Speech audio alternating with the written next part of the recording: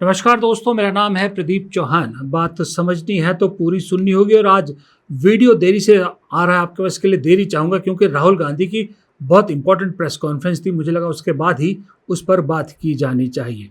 एक चीज़ तो बिल्कुल साफ है, आज चाहे सदन में राहुल गांधी बोले हो या प्रेस कॉन्फ्रेंस की हो, दोनों चीज़ों से एक बात तो साफ हो गई कि जिस सरकार को ये लग रहा था कि ये छात्रों के आंदोलन का मुद्दा खत्म हो गया है, दरअसल राहुल गांधी इसको खत्म नहीं होने देंगे।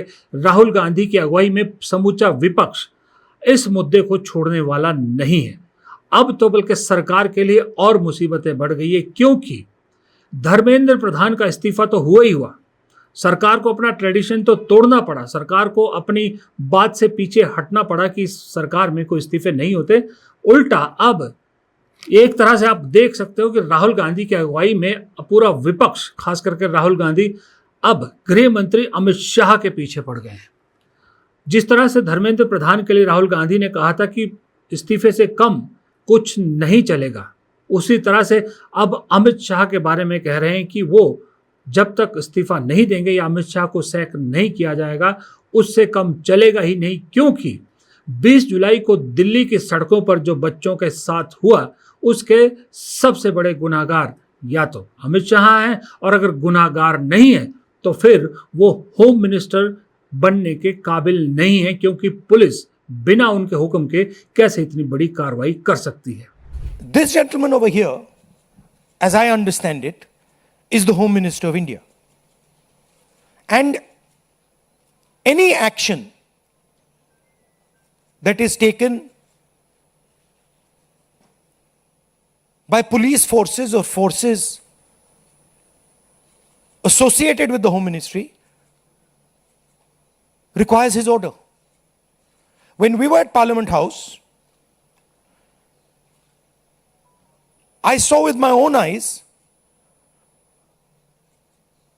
Amit Shah calling the police officers, Home Minister G on the phone. I saw it with my own eyes. I saw Jitendra Singh, the minister, getting call after call from Mr. Amit Shah. So he was pretty clear, he was aware of what was going on the street. Now, there are two possibilities. Possibility number one is he gave the order to shoot people with pellet guns, to beat people with lathis with nails, to use electric batons on people, or he didn't know it was happening. Well, if he didn't know it was happening, he's incompetent. And if he ordered it, he's culpable. Logically देखा जाए तो राहुल गांधी की बात एकदम दुरुस्त है। दो ही option है, या तो गृह मंत्री के ऑर्डर थे या नहीं थे, और दोनों ही सूरत में जिम्मेदारी राहुल गांधी के हिसाब से अमित शाह की बनती है। यही बात राहुल गांधी ने संसद में भी कही। लेकिन देखिए, बड़ी अजब सी संसद है कि जैसे ही राहुल गांधी बोलना शुरू करते हैं, बीजेपी के कुछ चुनिंदा सांसद लगातार उन्हें डिस्टर्ब करने की कोशिश करते हैं। आज आलम यह है कि लोकसभा अध्यक्ष ने भी सही में इतना पक्षपाती होना भी ठीक नहीं होता कि दिख के पूरी दुनिया को, पूरे भारत को दिखे कि कितना पक्षपात किया जा रहा है। राहुल गांधी लगातार बोल रहे हैं और सामने ट्रेजरी बेंच से बीजेपी के सांसद लगातार उन्हें डिस्टर्ब कर रहे हैं। और जब राहुल गांधी लोकसभा स्पीकर से गुजारिश करते हैं कि उन्हें चुप कराइए, तो लोकसभा स्पीकर उल्टा राहुल गांधी को ज्ञान देते हैं। जबकि सरकार या ट्रेजरी बेंच की तरफ से कोई पहली बार का सांसद भी कुछ बोलता है और इधर से विपक्ष कुछ कहना चाहता है, तो तुरंत मास्टर क्लास शुरू हो जाती है लोकसभा स्पीकर की। लेकिन राहुल गांधी के मुद्दे पर नहीं, और अल्टीमेटली राहुल गांधी को बोलने ही नहीं दिया गया। देश के लीडर ऑफ अपोजिशन को बोलने नहीं दिया गया, क्योंकि उनका कहना था कि गृह मंत्री अमित शाह के बारे में अपशब्द कहें। जबकि राहुल गांधी ने कहा कि डरपोक गृह मंत्री है जो संसद में बैठने की हिम्मत नहीं कर सकता। इस पर माफ़ी मांगने को कह रही थी बीजेपी। जब तक माफ़ी नहीं मांगेंगे तब तक नहीं बोलने दिया जाएगा। और राहुल गांधी ने दो टूक शब्दों में कहा कि ये तो जिंदगी में नहीं होगा कि मैं बीजेपी और उनसे जुड़े किसी भी आदमी से कभी माफ़ी मांगूं, क्योंकि मैं कभी गलत नहीं बोलता। ये राहुल गांधी ने अपनी प्रेस कॉन्फ्रेंस में भी बात दोहराई। लेकिन चाहे संसद हो चाहे प्रेस कॉन्फ्रेंस हो, प्रेस कॉन्फ्रेंस में हालांकि राहुल गांधी ने कहा कि ये प्रेस कॉन्फ्रेंस मुझे मजबूरी में करनी पड़ी, क्योंकि जो मैं कहना चाहता था संसद में मुझे कहने नहीं दिया गया, इसलिए मैं प्रेस कॉन्फ्रेंस के जरिए कह रहा हूँ। लेकिन दोनों जगह एक चीज़ बिल्कुल साफ दिख रही थी कि राहुल गांधी को एक बात बिल्कुल समझ में आ गई है कि ये जो 22 करोड़ है ना, 22 करोड़ समझे आप? जी हाँ, 2029 के चुनाव में जेन जी, जिन्हें अभी जो है बीजेपी लताड़ रही है, नकारने की कोशिश कर रही है, ये 22 करोड़ मतदाता, 22 करोड़ मोटा मोटा आइडिया है कि 22 करोड़ के आसपास 2029 में वोटर होंगे। वो जो 22 करोड़ युवा है ना देश के, राहुल गांधी उनके साथ खड़े होना चाहते हैं। राहुल गांधी उनके दिल में उतरने की कोशिश कर रहे हैं, क्योंकि अब राहुल गांधी जब उनके बारे में बात करते हैं तो एक अभिभावक की तरह बात करते हैं, एक राजनेता से दूर हटके एक अभिभावक की तरह खड़े होते नजर आते हैं। और आज राहुल गांधी ने जब सवाल पूछा गया प्रेस कॉन्फ्रेंस में कि जो उनकी निशानदेही हो रही है और बच्चों को तंग किया जा रहा है, ढूंढ ढूंढ कर जो जंतर मंतर पे थे, जिन्होंने वीडियोस बनाए, उन्हें निशाना बनाया जा रहा है, तो आप खुद सुनिए राहुल गांधी ने क्या कहा और फिर मेरी बात से तोलिए। Because I am concerned about that. I am concerned that in the shadows, silently, the Home Minister, I know his approach and his thinking, and the establishment are right now attacking the students who are on dharna. They are using facial recognition. They are threatening them. Bajrang Dal is beating them up, is being used against them. And that is why I am standing here today. Because I want to bring attention to this. And I want every single student and their parents to know that the government is doing this. These are our children. They are our future. And the government has no business attacking them, threatening them, beating them, even touching them. They have not done any crime. If they had done some crime, I would be the first person to say they have done a crime, they should be punished. But these boys and girls have done nothing wrong. They cannot and should not be punished. अब ये देखिए, ये सीधा सीधा संदेश है उन Gen Z को कि जब तक मैं खड़ा हूं तब तक आपका कोई कुछ नहीं बिगाड़ सकता। और भले कोई दूसरा, तीसरा, चौथा जेनजी की स्ट्रगल का क्रेडिट लेने की कोशिश करे, लेकिन असल हकीकत यह है कि लड़ाई वहाँ ख़त्म नहीं हुई। वो लोग तो उस दिन अनशन खत्म करने के बाद चुपचाप बैठ गए कहीं पर जाके। जो बच्चों को तंग किया जा रहा है, इन बच्चों को लेकर कोई स्टेटमेंट या कुछ इस तरह की बात नहीं कर रहा, न केजरीवाल जी कर रहे हैं, ना सोनम वांगचुक कर रहे हैं, बल्कि ये जो पार्टी है सीजेपी पार्टी, ये भी एक आध बयान देकर अपनी ड्यूटी पूरी करनी। लेकिन असल लड़ाई इस वक्त दिख रहा है कि कांग्रेस पार्टी लड़ रही है और लीड राहुल गांधी कर रहे हैं, विपक्ष लड़ रहा है, जिसमें समाजवादी पार्टी भी शामिल है कि असल कल्प्रिट को सज़ा दिलाने की बात ही खत्म हो गई। ये तो 3 मांगों में से एक थी, और दूसरी मांग उसमें ये थी कि भाई सारे मुकदमे वापस लिए जाएंगे, उस पर भी कुछ नहीं हो रहा है। अब राहुल गांधी ने संदेश दे दिया कि मैं ये होने नहीं दूंगा। तो अब आप बताइए, ये जो जेनजी है, जो सोच में, सब कुछ चीज़ों में, पॉलिटिकल समझ में, अपने विचार खुले तौर पे व्यक्त करने में हम सब से कहीं आगे हैं, उन्हें ये बात समझ में नहीं आ रही कि कौन उनके लिए खड़ा है। राहुल गांधी ने ठीक कहा आज कि दरअसल ये जेनजी जो युवा हैं, ये अपने माँ बाप से बहादुर हैं। माँ बाप में हिम्मत नहीं हुई 12 साल से कुछ कहने की, लेकिन ये युवा नहीं डरे। और बीजेपी गलती कर रही कि इनको कह रही है, इनको समझाने की कोशिश कर रही कि कांग्रेस राज में ये हुआ ये हुआ। किसे समझाने की कोशिश करें, समझ से परे हैं कि ये 12 साल से तो आप है, 12 साल पहले इनमें से ज़्यादातर बच्चे तो कोई 5 साल का था, कोई 6 साल का था, कोई 10 साल का था ज़्यादा से ज़्यादा। उस वक्त की इनको कुछ क्या याद होगी, उनको क्या समझ। उन्होंने तो जो देखा है मोदी काल ही देखा है। सवाल इसीलिए पूछे जा रहे हैं, और सवाल इसीलिए तीखे सवाल पूछे जा रहे हैं। ये नहीं हो सकता कि आप पुरानी चीज़ों को कुरेद के उसको ढकने की कोशिश करो। जंतर मंतर पे हम सब ने बच्चों के वीडियोज और बच्चों के रिएक्शन देखें कि क्या सोच है ये जो पुरानी चीज़ें ले आती है बीजेपी। अच्छा, एक चीज़ और, क्यों मैं कह रहा हूँ कि जेनजी के दिलों में उतरने की कोशिश राहुल गांधी कर रहे हैं।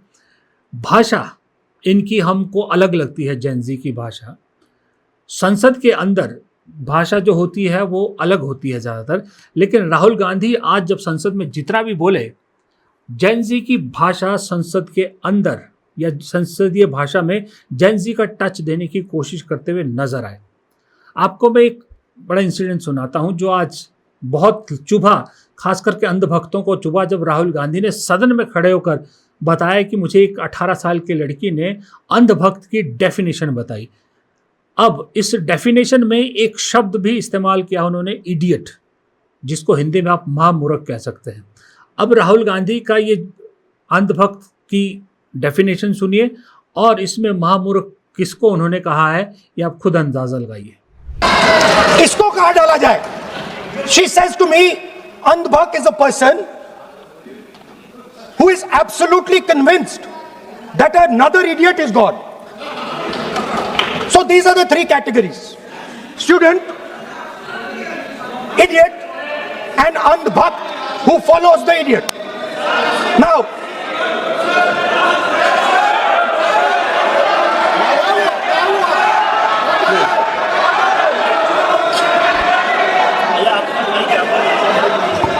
so Speaker sir,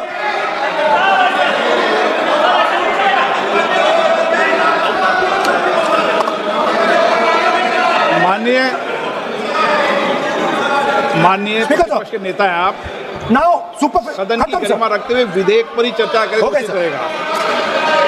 आगे जा रहा हूं सर। अब आप इसमें खुद अंदाज़ा लगा लीजिए। मैं नहीं कहूँगा कि जो महामूर्ख वाला है ये किसके संदर्भ में हो सकता है, मैं नहीं कह रहा कि है, हो सकता है। लेकिन एक चीज़ और साफ है, मैंने पहले कहा आपको कि धर्मेंद्र प्रधान तो गए, अब राहुल गांधी अमित शाह के पीछे पड़ गए। और अमित शाह के इस्तीफे को लेकर ये तो हमें भी मालूम है, शायद राहुल गांधी को भी मालूम है कि मोदी जी कुछ भी कर लेंगे लेकिन अमित शाह का इस्तीफा नहीं लेंगे, क्योंकि अमित शाह जिस दिन गए मोदी खुद ब खुद गए। क्योंकि मोदी जी की रीढ़ की हड्डी ही अमित शाह है। लेकिन ये मुद्दा इतना बड़ा है कि इस मुद्दे के चक्कर में बहुत सी मनोकामनाएं सरकार की अधूरी रह जाएगी। और दूसरा, कांग्रेस की स्ट्रेटेजी आपने देखी है, कांग्रेस की स्ट्रेटेजी बड़ी शानदार है। कल प्रियंका गांधी सदन में बोली तो प्रियंका गांधी ने नए शिक्षा मंत्री प्रहलाद जोशी को निशाना बनाया। उनके बारे में जो ऑलरेडी मीडिया में छपा था वो उन्होंने बोला, जिसको लेकर बीजेपी को तकलीफ हुई। दरअसल जानबूझ के जो है वो पिंक किया जाता है, बीजेपी को जानबूझ के ऐसे मुद्दे उठा रहे हैं। कल उन्होंने शिक्षा मंत्री को निशाना बनाया तो आज भाई राहुल गांधी ने गृह मंत्री को निशाना बनाया। इसका मतलब ये है कि स्ट्रेटेजिकली कांग्रेस बीजेपी से कहीं आगे दिख रही है इस सेशन में। अब तक बीजेपी से पिछले 1.5 हफ्ते में कहीं आगे दिख रही है। समूचा विपक्ष या इंडिया अलायंस या कांग्रेस जो आप कहें, टोटल मिला के बीजेपी पिछड़ती हुई नजर आ रही है। बीजेपी का हर पासा उल्टा पड़ता नजर आ रहा है। अब ऐसे में कम्युनिकेशन के बहुत साधन आप सदन में नहीं बोलने देंगे, ऊपर से न गृह मंत्री बोले हैं सदन में, प्रधानमंत्री तो बोलिए, इसने भी एक टॉकिंग पॉइंट तो दे ही दिया है। कम से कम अखबारों में आप खबरें देख रहे हैं कि अखबार तक ये खबर छाप रहे हैं कि हाँ, दिल्ली में पैलेट गन का इस्तेमाल हुआ था, उसके बावजूद सरकार कह रही है कि इस्तेमाल नहीं हुआ। इतना ब्लेंडेड, इतना खुला झूठ कौन कैसे बोल सकता है? राहुल गांधी तो कह रहे हैं कि भाई मैं तो सबूत ले आया था मीडिया के सामने, अब इससे बड़ा और क्या चीज़ जो है वो सच्चाई दिखा सकता हूं मैं, जब सबूत सामने ले आया, जिसे लगे थे वो छर्रे लगे थे। बात सही है, लेकिन एक चीज़ और आपको समझनी है, ये लड़ाई सिर्फ जेन-ज़ी की नहीं है। हकीकत ये है, सिर्फ 22 करोड़ की नहीं, कहने को 22 करोड़ आंकड़ा है, सिर्फ 22 करोड़, 20 करोड़, 18 करोड़ जो भी आप कहें उनकी नहीं है। जब राहुल गांधी ये कहते हैं ना कि अपने माँ बाप से ज़्यादा बहादुर हैं ये युवा जेन-ज़ी, तब आप समझिए उनका इशारा किस ओर होता है। जब बच्चे आवाज़ उठाते हैं ना तो माँ बाप मजबूरी में आवाज़ उठाते हैं, कुछ मजबूरी में और कुछ जगते हैं नींद से, डर निकलता है उनका। 22 करोड़ के बच्चों के साथ साथ उनके माँ बाप भी हैं। अब आप इसका हिसाब लगा लीजिए, 66 करोड़ हो जाता है, 66 करोड़ हो जाता है। और 2029 के चुनाव में 66 करोड़ मतदाता, किसी की सरकार पटकना तो कुछ भी नहीं है। किसी को अर्श से फर्श या फर्श से किसी को अर्श से फर्श पर पहुंचा सकते हैं और किसी को फर्श से सीधा अर्श पर पहुंचा सकते हैं। ये गेम, ये कैलकुलेशन समझने वाली बात है और इसी कैलकुलेशन का डर इस वक्त सरकार को सता रहा है कि हम तो 2/3 बहुमत इकट्ठा करके बहुत कुछ करने का सपना देख रहे थे, लेकिन ये तो गेम उल्टी पड़ गई और इस गेम के चक्कर में एक तो गयो, अब ऐसा ना हो कहीं दूसरा भी चला जाए। अब वीडियो के अंत में जो बात शुरू में एक कही थी ना, मैंने बीच में कही थी, वो अंधभक्त वाली, अब उसमें जो शब्द का इस्तेमाल था वो भी मैंने आपको बताया। जाते जाते आपको एक वीडियो दिखाता हूँ। अब इस वीडियो का निष्कर्ष आप खुद निकालिए, कमेंट बॉक्स में लिखिएगा इस वीडियो को देख के आपको क्या समझ में आता है, आपके दिल में पहला ख्याल आता है। जो वीडियो है वो वीडियो कुछ इस तरह से है कि मोदी जी आते हैं, आज सुबह की बात है, सरेआम दिख रहा है कि जेपी नड्डा उनकी गाड़ी में साथ बैठे हैं, मोदी जी आगे की जगह पिछली सीट पर बैठे हैं। पहले हैरानी की बात तो ये। फिर नड्डा जी चुपचाप से दूसरे दरवाजे से उतरते हैं और फूल लेके, कहीं चुपचाप से साइड से जाके फूल लेके मोदी जी का स्वागत करने के लिए खड़े हो जाते हैं। और मोदी जी भी तब तक गाड़ी से नहीं उतरते जब तक मोदी जी फूल लेके नहीं आ जाते। नड्डा जी को लगा शायद मैं कैमरों की नज़र से बच जाऊंगा, किसी को पता नहीं चलेगा मैं गाड़ी में था, मैं इसलिए चुपचाप से निकल के स्वागत करने का एक ड्रामा सा कर लेते। ये सारा वीडियो है। अब इस वीडियो को देख के आपके मन में जो पहला ख्याल आए वो कमेंट बॉक्स में लिखिएगा ज़रूर। देखिए वीडियो और इजाज़त दीजिए प्रदीप चौहान को। नमस्कार।